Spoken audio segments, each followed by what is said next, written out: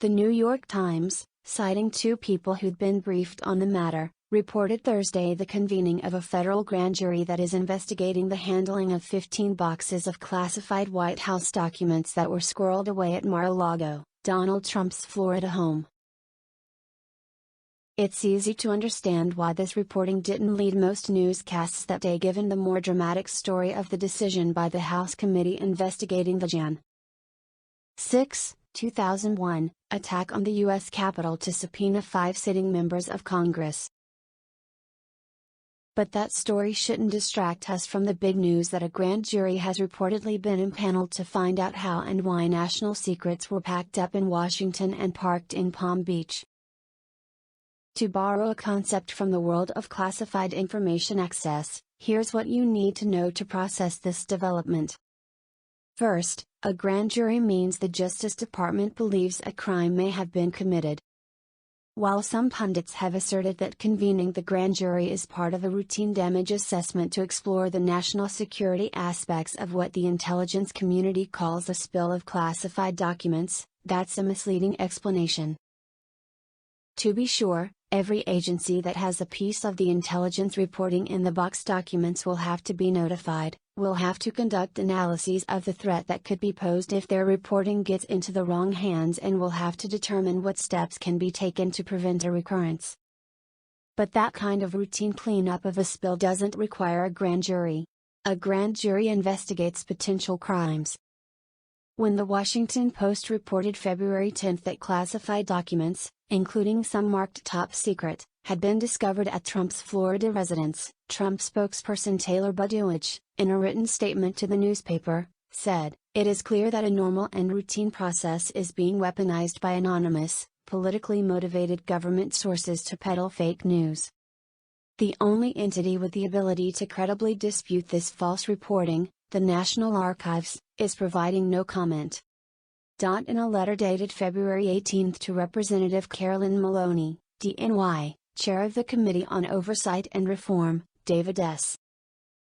Ferriero, the archivist of the United States, said the National Archives and Records Administration has identified items marked as classified national security information within the boxes and identified certain social media records that were not captured and preserved by the Trump administration, and that it has learned that some White House staff conducted official business using non-official electronic messaging accounts that were not copied or forwarded into their official electronic messaging accounts.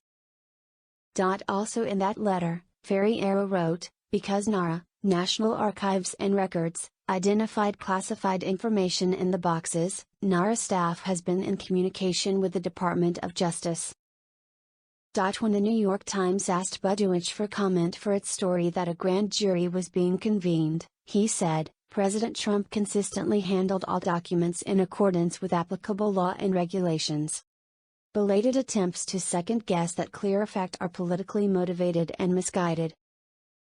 While mishandling classified material is often addressed with administrative sanctions, including reprimands, suspensions without pay, removal or terminations of security clearances, mishandling classified information can be a federal violation with criminal penalties.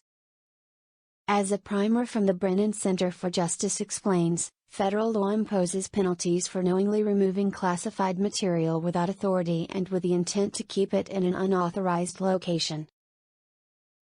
This charge is available only for knowing and intentional mishandling, such as occurred in the cases of former National Security Advisor Sandy Berger and former CIA Director John Deutch, it says. Second, I think this case, as prosecutors say, has legs. Meaning it can go places we may not even envision, because it's unlikely the Justice Department would convene a grand jury if officials there didn't think they had some evidence that could overcome Trump's likeliest defenses. Trump may assert that as president he had the authority to classify and declassify information as he saw fit, which, with certain caveats, is correct. Or he could claim he didn't know the content of the boxes and that some low-level staffer mistakenly included the documents, which purportedly contained some top-secret level data, in Trump's move from the White House. Those defenses are difficult to disprove. So why would the Justice Department go to the trouble of opening a criminal case and convening a grand jury unless prosecutors believe they could effectively counter them?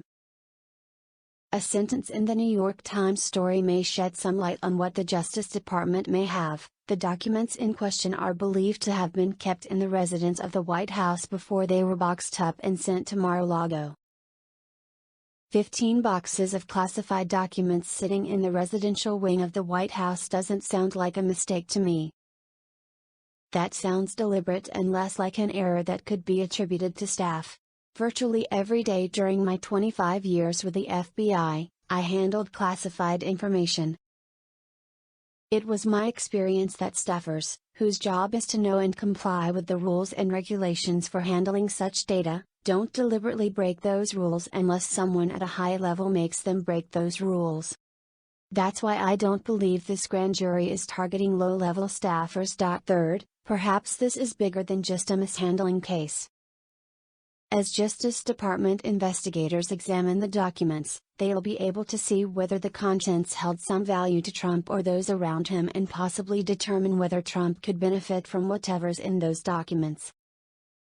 We mustn't forget that during Trump's term, his family members parlayed their relationship with him into personal profit, and that while he was president, Trump's own businesses reportedly raked in $2.4 billion. The first step to solving the Mar-a-Lago mystery is to get those documents into the hands of federal prosecutors and agents.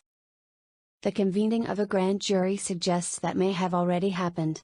Now, we wait for the mystery to be solved.